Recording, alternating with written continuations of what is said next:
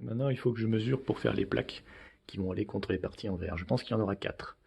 Une ici, une là, une ici et une là. Voilà, donc je vais mesurer et prendre les... À quoi j'arrive donc une plaque de 25 par 40, deux plaques de 25 par 40, deux plaques de 55 par 40. Ce que j'ai fait, j'ai pris les dimensions de façon à ce que ici on ait une grosse marge. Parce qu'il vaut mieux avoir du vide ici, mais quand même pouvoir rentrer la plaque, parce que je ne sais pas exactement quelle sera son épaisseur, plutôt que d'avoir du vide là entre les deux et essayer de la glisser comme ça. Donc c'est à ce niveau-là que ça rattrapera. Donc la plaque elle ira entre là et là, en fonction de l'épaisseur qu'on aura ici. Ici j'ai pris 2-3 cm de marge, parce que je ne vais pas être précis, il faut que je puisse quand même les glisser à l'intérieur à la fin. Quant à 40 cm, c'est la distance entre le sable ici et un peu en dessous ici. Et ici, ça va correspondre à peu près à ce niveau-là. Donc c'est parfait. J'ai pu acheter des morceaux de coquilles d'huîtres. Et un mec qui donne une recette pour fabriquer ses propres pierres vivantes, entre guillemets, à partir de coquilles d'huîtres concassées et de plâtre. Donc j'ai ça. J'ai du plâtre, du ciment prompt. Je vais aller chercher du sel pour faire quelque chose de plus poreux. Bah, j'ai trouvé un vieux tasseau, je l'ai coupé, deux baguettes de 40 cm pour la hauteur, et deux baguettes de 55 plus 3 parce qu'ils font 3 de côté, donc 61. Je vais les visser et ça va me faire le cadre pour faire mes plaques. La grande frayeur à ce stade, ça serait que là j'ai pas un angle droit sur les coins, que ce soit tout traviole, et là ça a l'air d'être le cas. Je vais prendre une équerre pour m'assurer que tout va bien. Donc vissage sur la table avec une équerre calée, coin par coin. Voilà, mon boulet vissé. Je vais pas aller très loin, j'ai mis une vis de chaque côté, dans chaque coin, en mettant l'équerre à chaque fois pour vérifier que ce soit au moins un peu un angle droit. Donc le travail sera réalisé sur cette table, je pense, pour avoir un maximum de planéité, on va dire. Alors par contre, au début, je pensais mettre la bâche en dessous, puis juste le cadre par-dessus. Mais j'ai peur que ça coule de partout, donc je vais mettre la bâche comme ça, froissée dedans. J'espère que ça ira. Il reste de la nappe de chez Centracor là, en PVC transparent. Donc je vais découper ça et puis je vais le mettre là. Quelques coups d'agrafeuse et ça sera en place. Ça n'a pas été facile, mais j'ai finalement réussi à mettre une agrafe dans chaque coin pour tenir à peu près le plastique. Voilà, ça donne. C'est pas trop dégueu. Je suis content. Je vais peut-être découper un peu le plastique qui dépasse, puis on sera bon. Voilà, j'ai découpé autour. Maintenant, il faut que je découpe de la toile de verre pour mettre en bas, qui sera la partie qui sera collée contre la vitre. Normalement, il faut mettre des coquilles d'huîtres, ce qu'ils disent dans le tuto, mais moi je ne vais pas en mettre parce que cette partie-là sera collée contre la vitre. Après, le ciment mélangé aux coquilles d'huîtres. Ensuite, juste les coquilles d'huîtres saupoudrées. Et ensuite, il faudra un autre plastique, comme ça, pour pas que ça sèche trop vite. Donc là, il faut que je découpe aussi un plastique. Mais entre les deux, il y aura aussi une autre toile de verre. Il faut avoir deux toiles de verre, une en bas, une en haut, pour avoir un maximum de rigidité. Voilà tout le matos. Deux sacs de coquilles d'huîtres, de la toile de verre, du gros sel, du ciment prompt. Oh, voilà, j'ai étalé la toile de verre. Elle est plutôt épaisse hein, par rapport à ce que j'avais imaginé, mais enfin tant mieux. Donc c'est ce qui assurera la rigidité de la partie qui sera contre la plaque en verre. J'espère que le ciment va réussir un peu à descendre avec l'eau pour la recouvrir en dessous. Maintenant il faut que je fasse le mélange coquille d'huître, ciment, sel, mettre une couche. Après là j'ai pré-coupé ça, je mettrai par-dessus. Et ensuite j'ai pré-coupé ce plastique que j'aurai plus qu'à mettre par-dessus et j'aurai fini. Ah oui, juste avant de mettre le plastique, il faudra que je remette un tout petit peu de ciment et que j'étale des coquilles d'huîtres mais sèches au-dessus comme ça.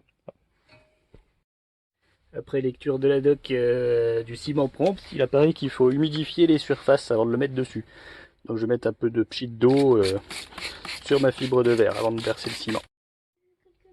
Finalement j'ai fini par verser directement en enlevant le parti pchit. On voit il y a des zones qui sont collées au plastique, d'autres non.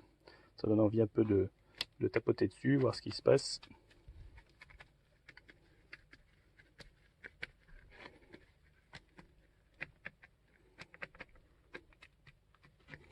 Ouais, c'est mieux.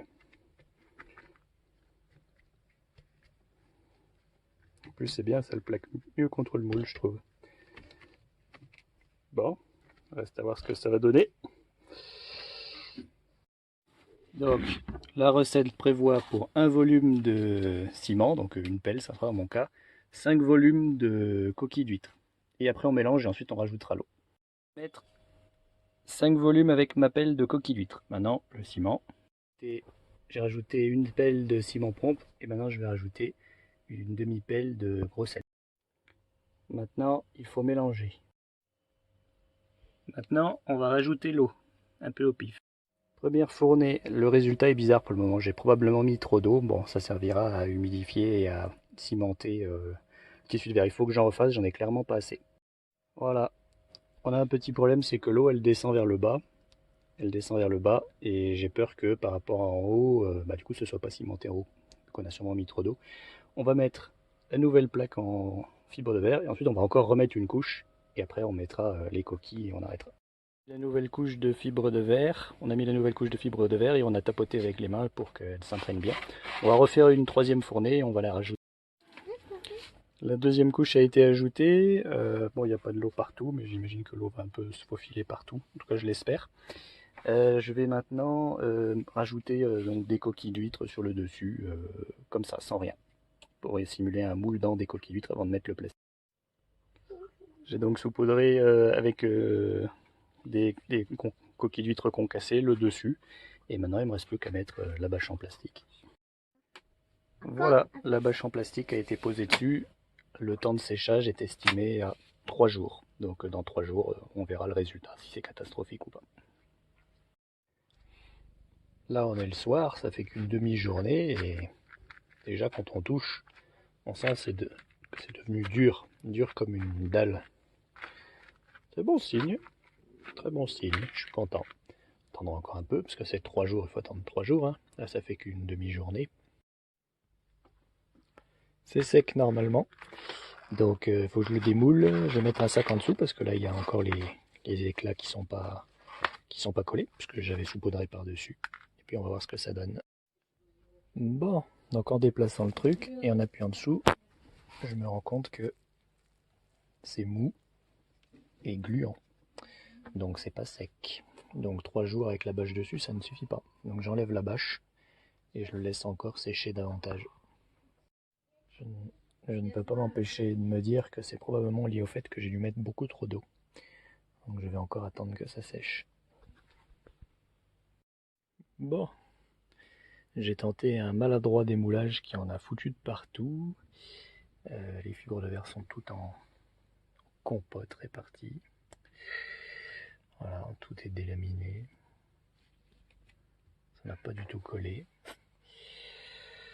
Je vais le laisser comme ça un peu pour voir quand il va sécher, on verra.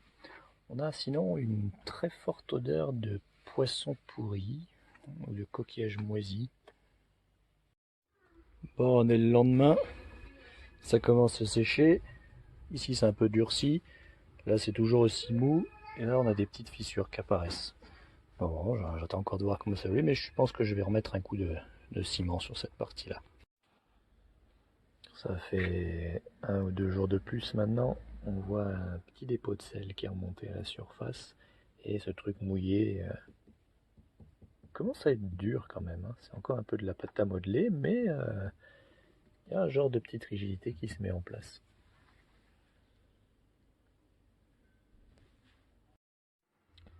Bon, c'est à peu près sec, mais quand on essaie de le soulever, il se casse en deux, ça s'effrite beaucoup. Notamment les parties qui sont en dessous, qui sont vraiment tendance à s'effriter. Je pense qu'il y avait vraiment pas assez de ciment.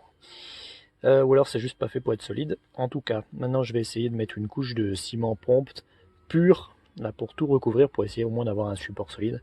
Ensuite je le retournerai et je verrai ce que je peux sauver. Voilà, j'ai recouvert. Bon, quand on met pas trop d'eau, ça sèche extrêmement vite. Ça fait rapidement des grumeaux après. Donc voilà, j'attends de voir quand ça sera totalement sec, ça sera solide. J'ai peur que ça suffise pour retourner la plaque sans la péter. On verra. Bon, pour moi il n'y a rien à faire, c'est un échec. Hein. Si j'essaie de soulever un peu, vous voyez, ça se casse. Là, ça se délamine ici. pareil, là ça se casse, ou ça se délamine. Donc c'est vraiment un échec quoi.